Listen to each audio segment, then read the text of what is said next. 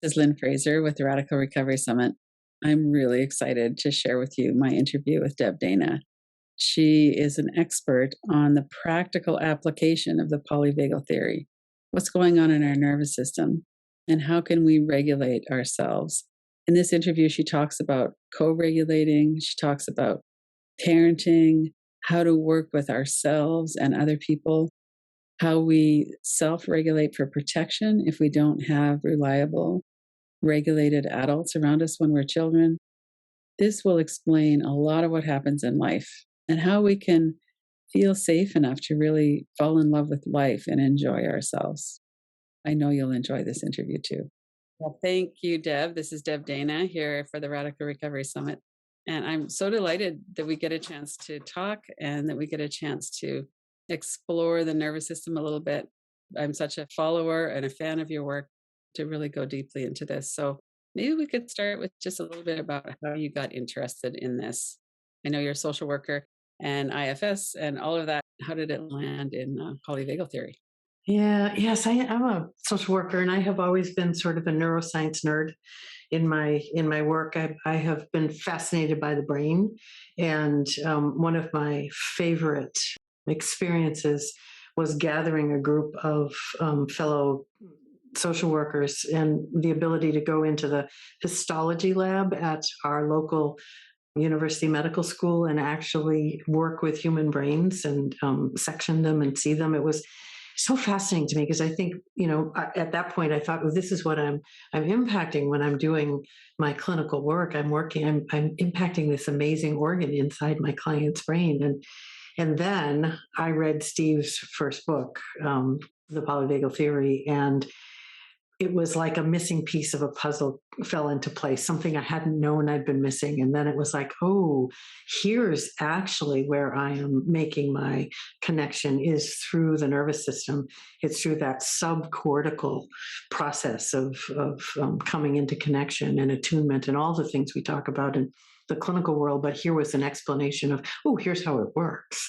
And so I became a polyvagal passionate clinician and reached out to Steve and he's a delightful human being, very, very generous in his offering to mentor and be with, and began creating a clinical application because it's a beautiful, elegant theory. And what do we do with it? Right? It's lovely for me to understand it, but how do I bring it into my clients' lives? Because my belief is that we should all be active operators of our own nervous systems. And so that became my quest to figure out, what do I do with this to make it easily understandable to anybody? And in the beginning, I drove my colleagues crazy because I kept trying out things with them, and they were very kind as well. It's like, oh, here she comes again. So it was lovely, though, to have these colleagues and friends who would be my test pilots and say, oh, this one does not work at all. And, oh, this one, yeah, I like this one. So that's where we've ended up with some practical ways to bring polyvagal alive in our clinical work. Yeah. Mm. So, for people who don't have much of a sense of how it works, do you want to just kind of outline the basics of it? Sure. And I stick with three basic organizing principles: neuroception, hierarchy, and co-regulation. And I know those are new words to people as well. And my, hope is that after we finished our conversation, they'll become, easily understandable words and words that people begin to use. So neuroception is really the way the nervous system takes in information. So, when you and I are just getting to know each other, our nervous systems are getting cues from our faces, from the energy, from, the way we're moving. And that's done through neuroception. And so neuroception is a way the nervous system listens in three pathways: inside, outside, and between. So it's listening inside our bodies, micro moment to see what feels safe and what feels unsafe. It listens in the environment. You and I were talking earlier about the environments we're in at the moment, and I have a lot of traffic noise out my window, which is a neuroception of danger as I'm trying to record with you, right? But so it listens in the environment for those cues. And then it listens between, which is what our nervous systems are doing, listening in between the relational space, does this person feel safe enough to approach, to engage with? Or are there, does it feel a bit unsafe? And do I want to, maybe not approach or even move away? So that's neuroception. And I do want to give Steve credit for creating that word. There was not a word to describe how the nervous system does this information gathering, because perception involves the cortex. That's the thinking part of your brain that perceives. So he came up with neuroception. I love the word neuro for neural, inception for awareness. And I think it should be a household word now, neuroception. We begin to talk about, oh, we're neurocepting, or it's neuroceptive, and, all the ways that a word comes to life. So that's the first organizing principle. And I think the one that drives the rest, because as neuroception takes in cues of safety or unsafety, we then move to the hierarchy. And the hierarchy is Steve's brilliant description of how the three states of the nervous system work together. When he created polyvagal theory, when he developed it, he was really, bringing back into awareness and reimagining the way we have three states, and they work in a specific order, which for we humans and, for we clinicians is a lovely thing to know, because I can know, where I am, where I'm going, and how to get back to regulation because of this predictable order. So at the top of the hierarchy is what's called ventral vagal. And it's a system of regulation, connection, organization, right? It's where I feel okay enough, safe enough, connected enough to meet my day in a way that feels successful enough, right? And it's not everything's not wonderful, grand, blissful. It can be, but doesn't have to be in this place. It's I'm okay. That's what my clients would tell me all the time in ventral. I'm okay. Right? That's beautiful. I'm okay. Okay enough. So that's the ventral biological place where those emergent qualities are there for us. And in that place, we have 4 pathways of connection. We connect to self, to others, to the world, and spirit. Those pathways are open to us when we're in that biological place of regulation. When the world gets to be a little too much of a challenge for us, and I think we could all remember a time recently when that happened. I know there have been many times for me recently it felt a little overwhelming, and our nervous system very brilliantly moves from ventral down one step on the hierarchy to the sympathetic nervous system, where it brings us the energy needed to mobilize to meet the moment, right? That's typically thought of as fight and flight. It's a survival energy. Right. And so that survival energy comes to rescue us from the overwhelm of the world. If that doesn't manage the situation in a way that feels safe enough that we can return to ventral, then we often go to that bottom state on the hierarchy, the dorsal vagal experience. And that's a survival energy that drains us of all energy. We collapse. We're shut down. In its nuanced flavor, it's that sense of going through the motions but not having the energy to really care or really be present doing it. In its extreme flavor, it's a full collapse where I'm in a fetal position under the covers, can't move, or dissociated. But there are lots of flavors of that. So that's hierarchy. So at the moment I'm loving being anchored in ventral here with you. And if something came in and disrupted us, we'd move to sympathetic and then come back, I imagine.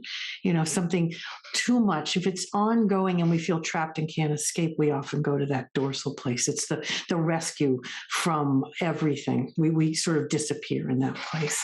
So that's hierarchy. And then we get to co-regulation, which is, I always put it third. It maybe should come first, but it's the third organizing principle that I talk about, co-regulation. Because our nervous systems, need to be in connection with other nervous systems in order to experience both physical and psychological well-being.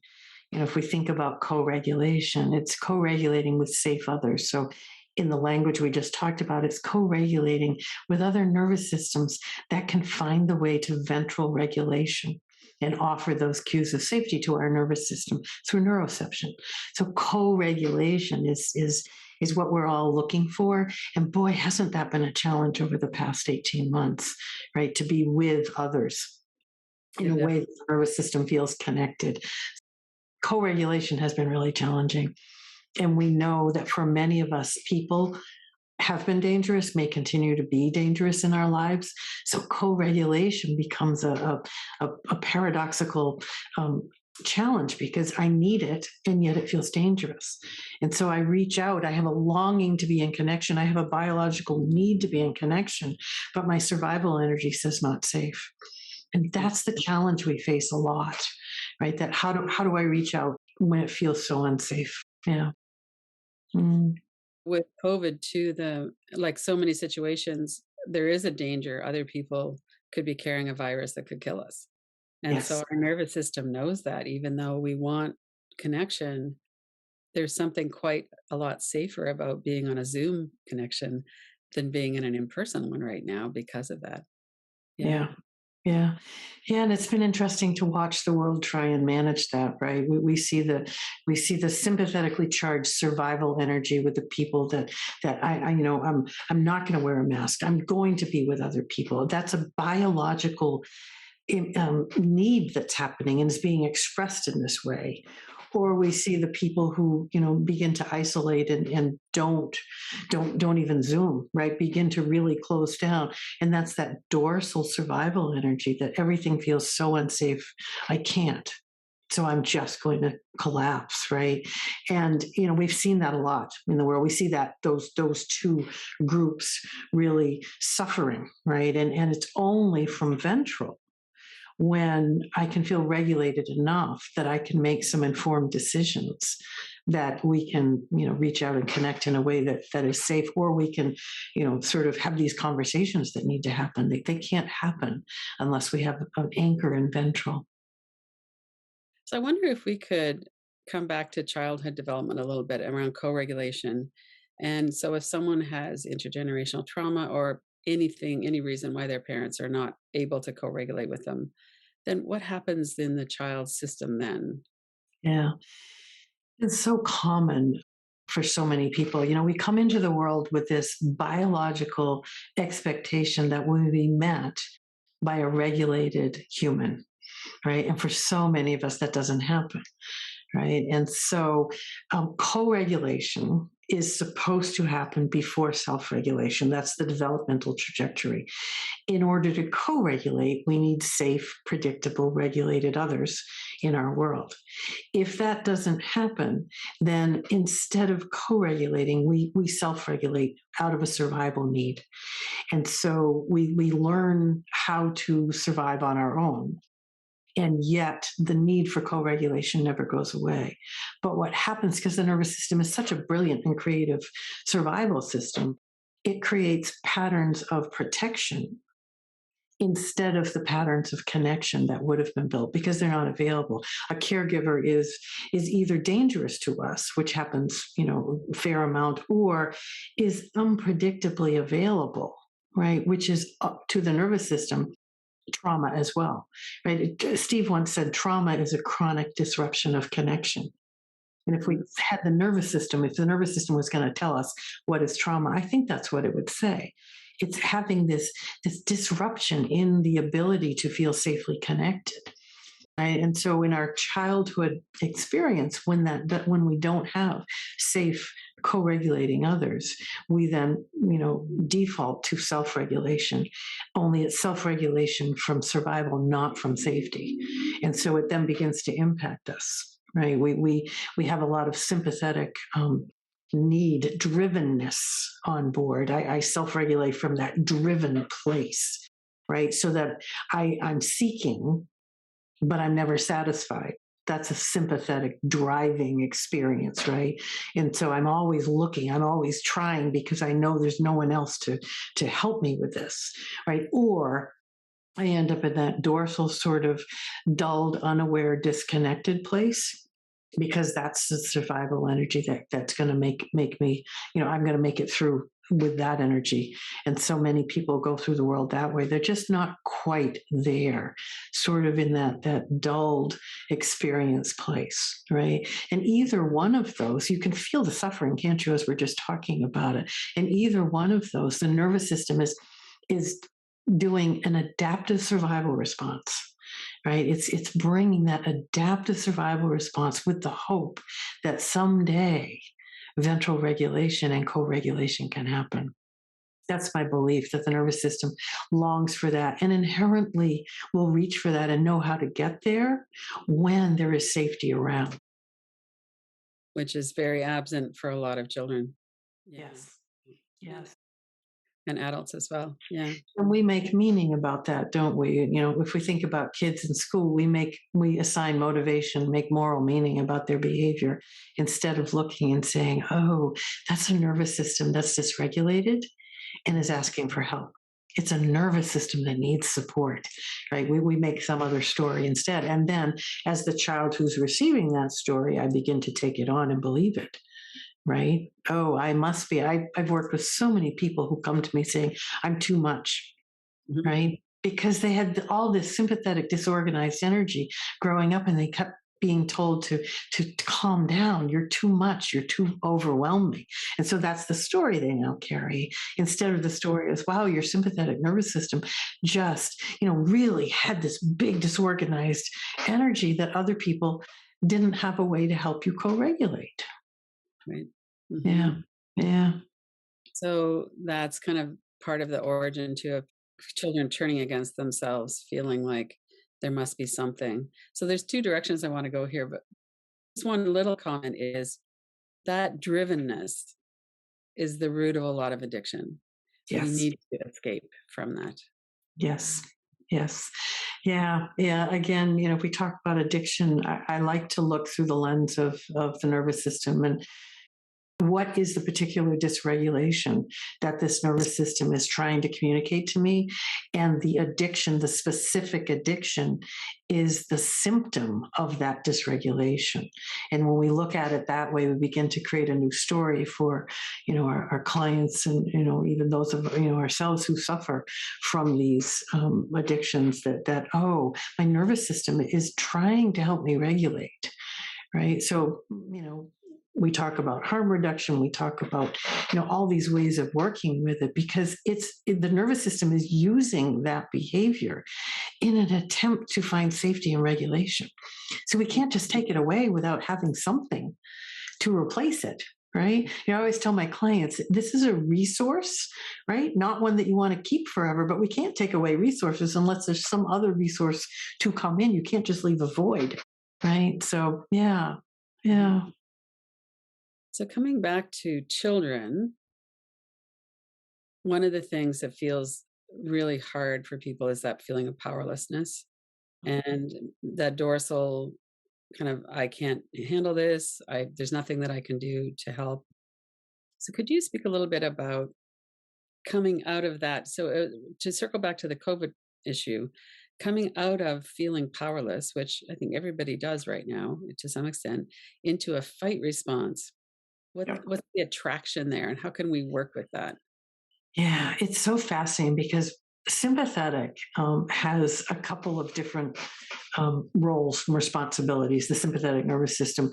One is to protect us by fighting or fleeing, so that we can come back to ventral. But the other is to keep us out of dorsal, because dorsal is such a life-threatening place for we humans. It's a conservation mode. Everything begins to shut down. It's dorsal is a place where we disappear. I feel untethered to myself, to the world. It's truly a place of feeling not seen, not heard, not being, not existing. And so sympathetic tries really hard to keep us out of that place. And so for many of us, our sympathetic nervous system goes into overdrive when it feels we're going to get pulled into dorsal. The other thing is, when we're in dorsal, sympathetic nervous system, the job is to help us get out of there, right? The problem being that when sympathetic activates to get us out of dorsal, it feels too big, too much, overwhelming, too scary.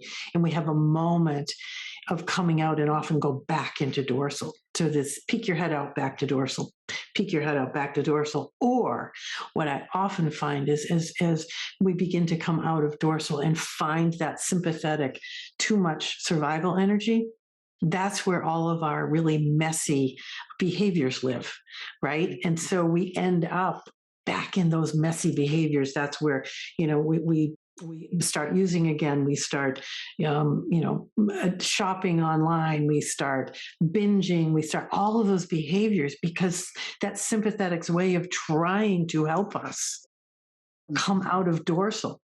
And so the practice really, as we begin to come out of dorsal, and in the beginning, coming out of dorsal is really something that takes another regulated nervous system to help us with. I've discovered that.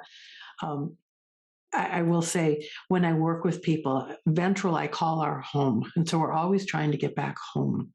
And then we have a home away from home in one of the survival states. My home away from home is dorsal. It's where I went as a kid. It's where I still go when the world is too much. And so I'm pretty good at now getting myself from dorsal through sympathetic back to ventral because I've been doing it for 68 years now, right? And so, but in the beginning, when we first learn, when we come out of dorsal, we need some energy. We need a controlled, contained amount of energy. We usually need another person who's regulated to help us do that, to be a guide for that. And in the beginning, the return of energy can be something as subtle as looking up and glancing at another person, or looking up and seeing, oh, there's a world outside my window, right? That's a beginning return of some energy. And we want to have a very gentle return of energy so that we can not get stuck in the survival energy of sympathetic, but we can feel the sympathetic mobilization and keep coming up into ventral.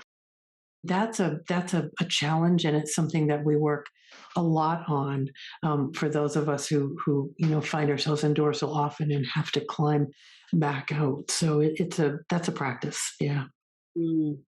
And also with all of the fight flight energy right now, especially in the media, or even if you go to the store and someone's yelling about a mask, I'm not going to wear that mask or whatever it is, it's hard to manage the amount then of stimulation that we have.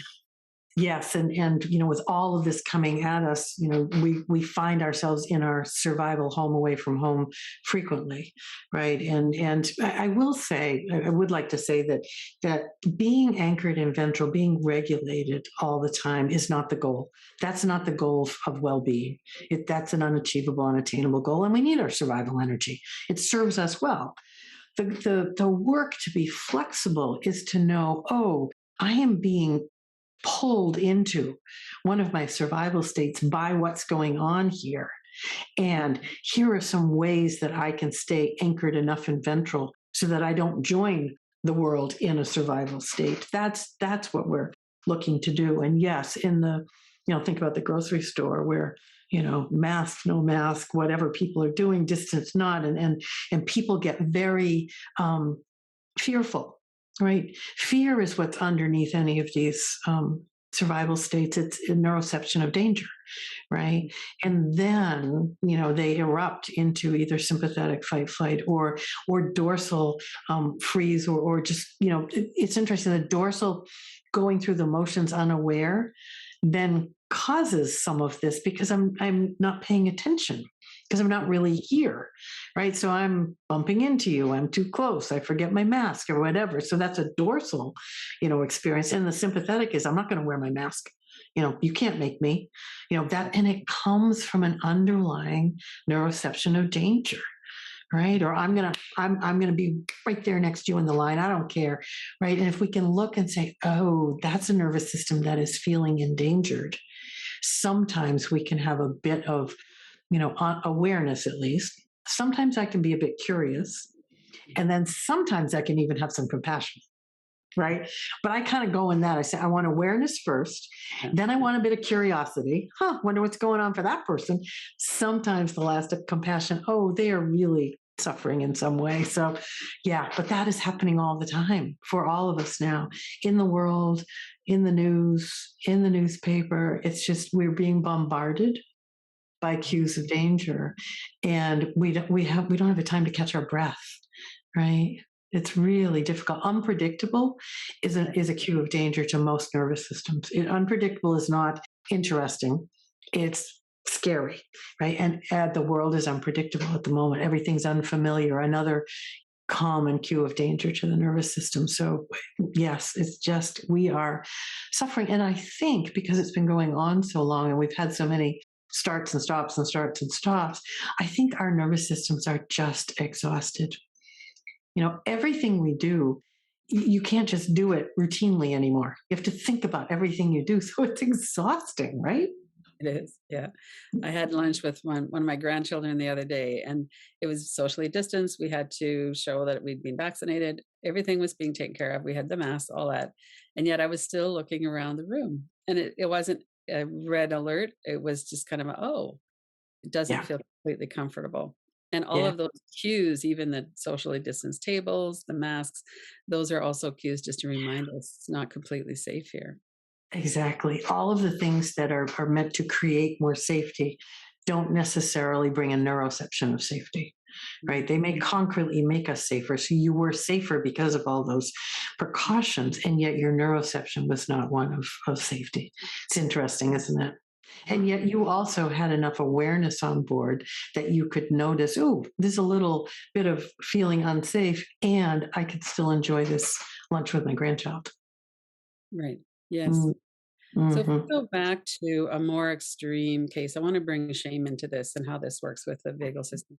So if we look at a child who's dysregulated, the dysregulation at the dorsal are not as hard to deal with. So probably those are just left to sit at their desks.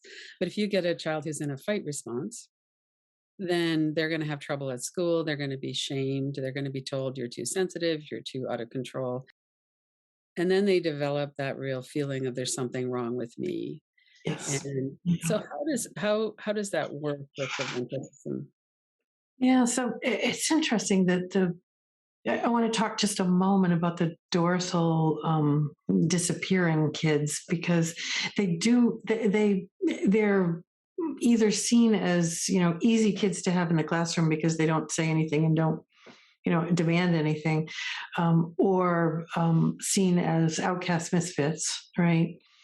And they are suffering so because nobody understands that they aren't really there, right? So yes, and so they get a different sense of shame, right? They don't get shamed by others, but they feel this internal sense of it's a true not fitting in any place, and there's a shame, different shame that comes along with that. So if we think about the sympathetically charged kids, the acting out kids, who the kids who are, they end up in our offices for therapy because somebody sees them. Even though they make a motivational moral story about them, they at least get sent somewhere to help figure this out. But by the time they get to, therapy, they carry that shame story, right? And that shame story, is interesting because shame, I think, truly, is that sympathetic dorsal loop that happens, right? Shame, when we feel bad, toxic, unacceptable, it often takes us to the dorsal disconnect, collapse, don't be here place. And yet, the response to that is often a sympathetic fight, right? So that you've got that loop going on, and we get into that sympathetic place of I'm bad, right? Which is the belief that can take you to dorsal, and so sympathetic is going to make sure that doesn't happen. And so there's all of this acting out behavior, right, around the I'm bad. And in some ways, what our nervous system is simply doing what it needs to do for survival, and yet it's bringing the I'm bad story to life in the outside world, because others are just going to keep saying, see, you're still doing this. Why are you doing, and, calm down, right? Calm down is such a horrible thing to say to kids, right? Could, if I could, I would, right? First of all, that's the thing. And second of all, if you're thinking about the hierarchy, right, where it's ventral, sympathetic, dorsal, when I'm in sympathetic, somebody tells me to calm down, they're telling me to go to dorsal. Mm. Right? They're telling me to get rid of that sympathetic energy and just disconnect rather than let's calm up. Let's organize some of that sympathetic energy so that we can come to ventral and use the mobilizing energy in a way that makes sense. So, the kids with shame, have that awful, sort of problem going on where shame is going to take them to dorsal. And so I'm going to stay in sympathetic and I'm going to act out in these ways to make sure, that I do bad things, but I don't go to where I'm bad. So it's an interesting, complicated process to tease apart. And the first thing you have to do is you have to show up with a regulated, nervous system that sends a neuroception of safety to a highly dysregulated kid. And that's hard to do. Very Right? hard to do because they Yeah, trigger us all the time. Activating. absolutely. Yeah. Yeah. Yeah. Yeah. And so again, that's where being able to look through the eyes of the nervous system and see dysregulation instead of see, someone who's bad or someone who's, I know parents, and teachers, would say they're just doing it because they want to. They could stop if they wanted to. That's often the story we hear. And it's like, wow, yep. So the first place we work is with the adults, Mhm. right? Got to Yeah. work with the adults first because they have to change the way they're looking and the cues they're sending to that dysregulated kid. When we're looking in a family setting, oftentimes, I mean, I've been around children who are hard to stay regulated around. And so if the adult is perceiving the child as a threat, then how could they work with that? So it's my child, I should be the adult, I should be the co-regulator. But in Right, fact, I feel really right, dysregulated from that. right, exactly. And that does happen, and it happens in those really challenging ways. It also happens, when parents who are fairly good at co-regulating, are their resilience is down. If we take a less extreme, it's like, I'm here, with my daughter and son-in-law and grandkids, and I notice it. It's like, yeah, they've had a really long, difficult day, and kid has had a really long, difficult day, and that's a recipe for, well, yeah, the grown-up's got to be the one that brings the regulation, but not don't have the resilience to do that right now. It's not that I'm feeling threatened by my child, but I just can't show up for my child, which is why it's lovely to be a grandma. And I can do that tonight, right? I can help there, right? But for the more extreme experiences that happen fairly commonly as well, when we feel threatened by, our nervous system brings a neuroception of danger, right, of true danger I can't co-regulate with that child.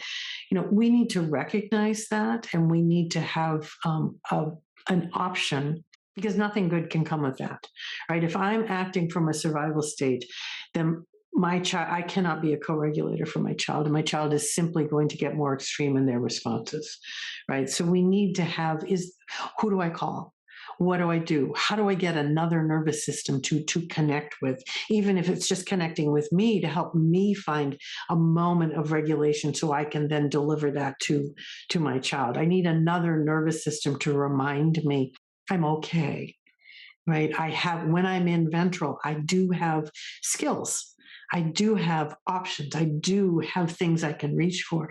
But when I leave ventral, I leave the capacity to connect with that behind, right? Not because I want to, but my biology then closes off the pathways to understanding that. It closes the pathway to my prefrontal cortex, actually, right? And so I've lost all of that ability. So my first job, if I know I've gone to a survival state, is I have to get myself back to ventral, right?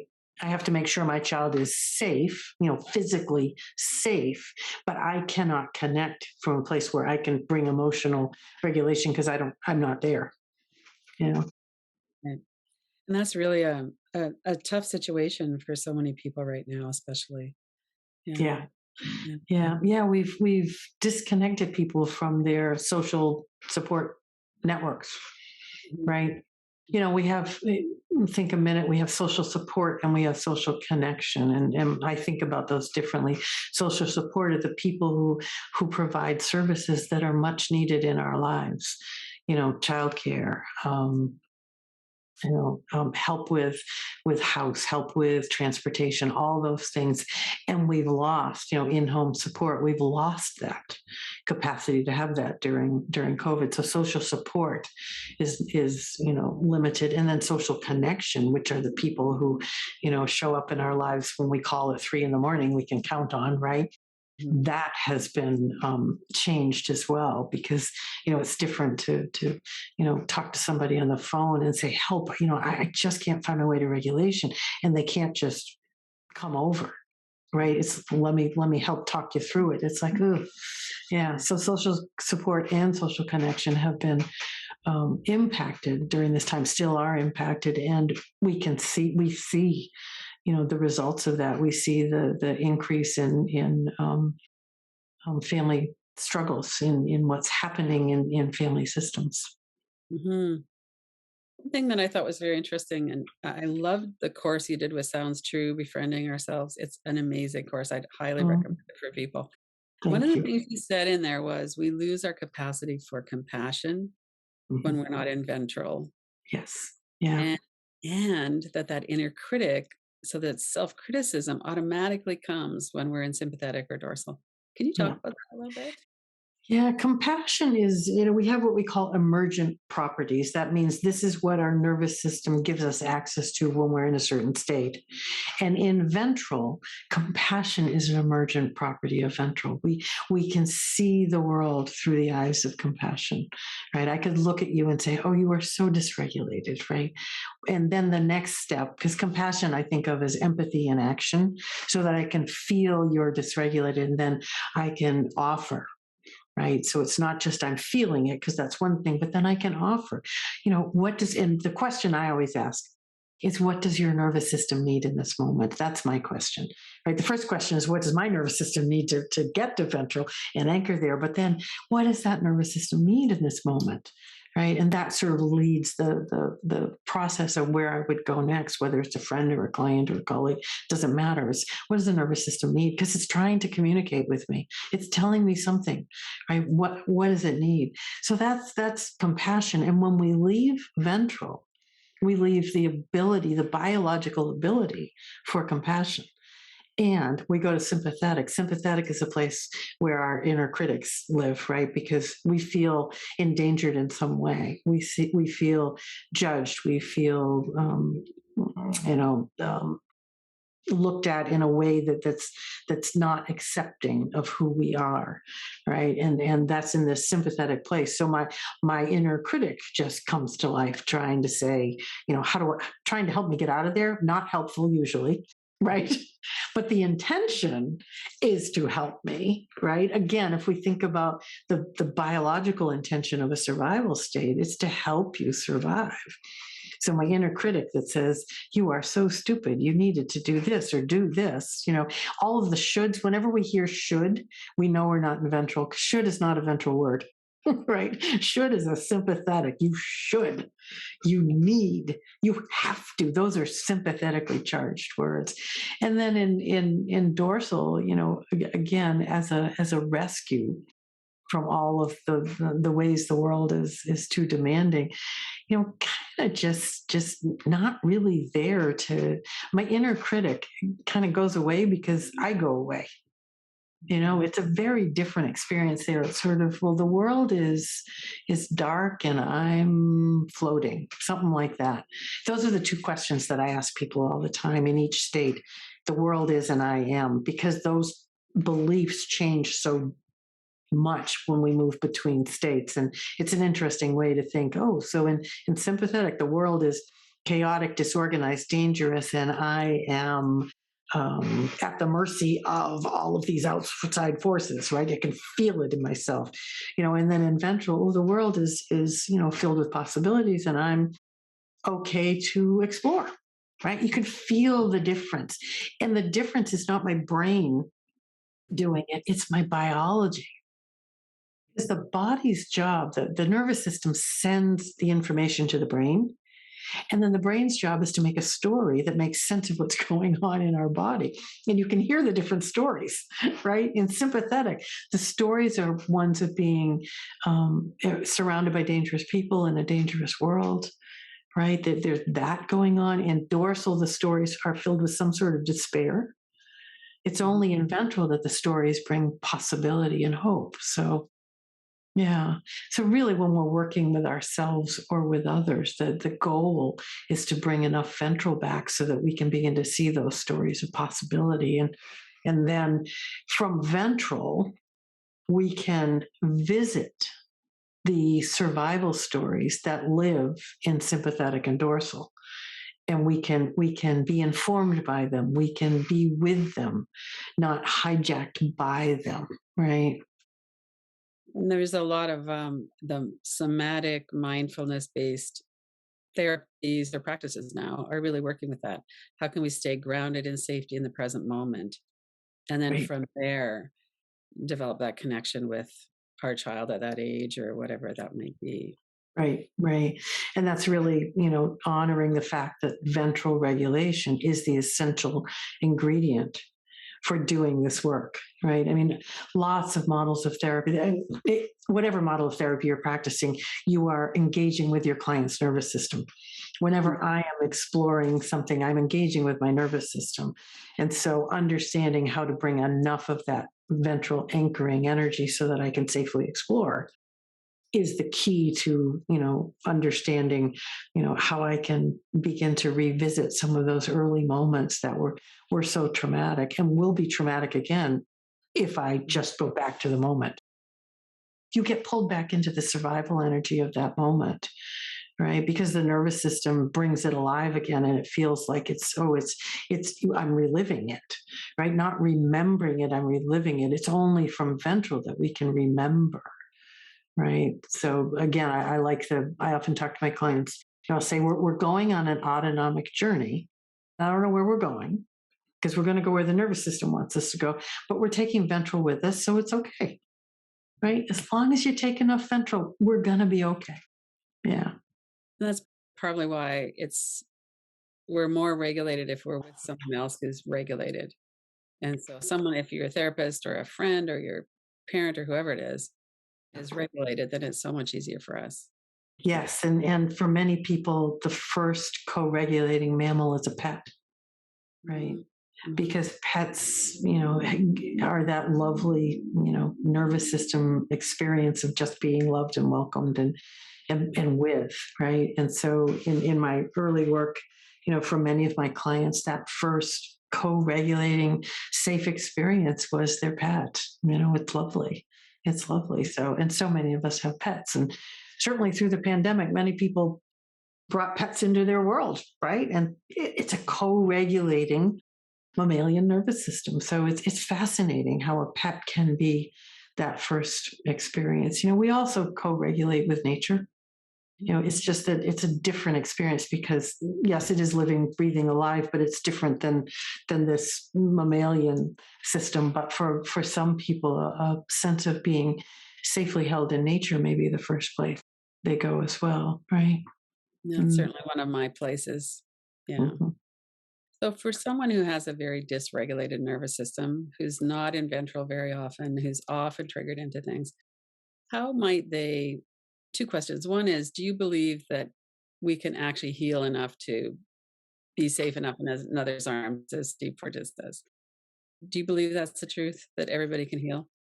I do. And I think we have some interesting research that shows how the nervous system can be reshaped, and we can have both more ventral tone in our system, is what we call it, so that I have more access to my ventral energy, and I can learn how to come back from dysregulation more quickly, Mhm. to not go there so intensely and to maintain a bit longer in ventral. Those are all ways we reshape the nervous system. And we do that by doing small things over and over. There's not a big thing we do to make that shift. The nervous system is shaped in micro moments. And so for people who, really suffer with that system that dysregulates easily and often, right? What we want to do is we want to find something that gives you a micro moment. I call them glimmers, gives you a glimmer moment of ventral, and then do that. over time, and then look for another one and add that. So it's not that we have to do some great big thing or make some great big change. And I think that's really reassuring. I know that was reassuring to my nervous system. Oh, I can do that. I can find this one thing. And like you, nature is often where I go. So I can head to the beach and take a walk and know that this is reshaping my nervous system. How cool is that? Or I can find the music that really brings me a moment of joy. It's reshaping my nervous system, right? So as we find something that brings a spark of ventral energy, of that sense of okayness or happiness or organization, however you're going to describe the flavors of your ventral, and then find something that brings a spark of that and begin to write those things down, and then begin to turn to that and do 2 or 3 of those a day, right? Like, turn on your favorite piece of music once a day. Or I live part of the time in Maine by the beach. So the beach is my place. It's my soul home. And I am now in Chicagoland, nowhere near a beach, and yet I'm near grandkids. So there's the trade-off. But I bring beach stones with me because I love beach stones. And so I have a specific beach stone. It's a heart-shaped beach stone. And I remember who I collected it with and where I got it. And it's a ventral, experience to me to just hold it. Right. And that's easy for me to do.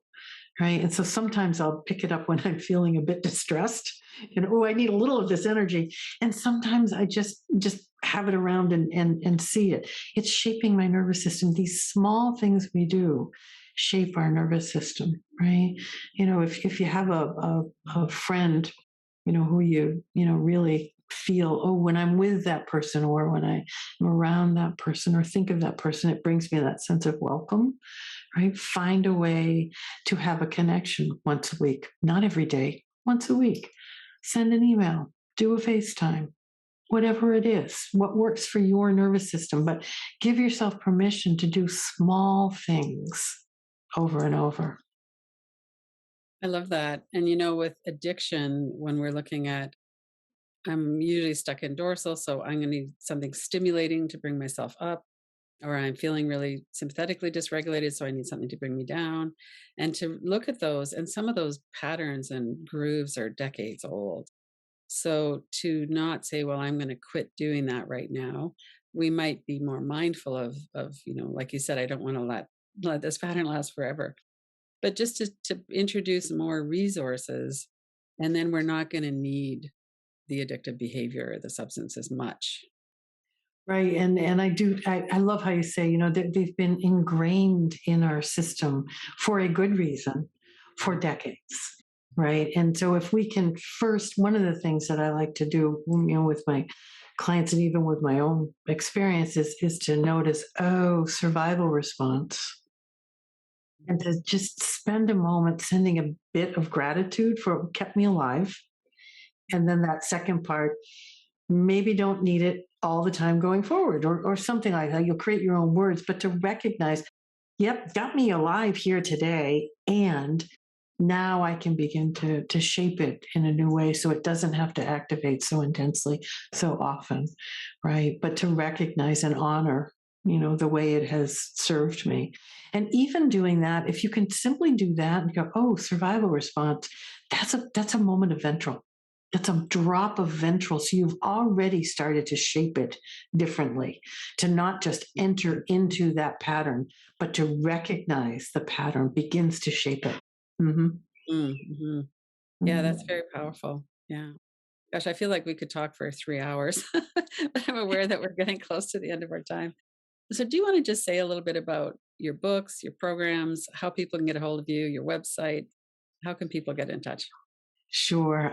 Yeah, rhythmofregulation.com is my website. And I came upon that years ago and have loved rhythm of regulation. It just feels like what we're trying to bring to our systems and then offer to others. So rhythmofregulation.com. I love that you mentioned befriending your nervous system, the Sounds True audio, because that really is less clinical and more general audience. And I love that. And my first print book with them is coming out actually next week, and it's called Anchored. And again, it's exercises for everyday people, which is really part of what my passion is. Everybody understanding the nervous system.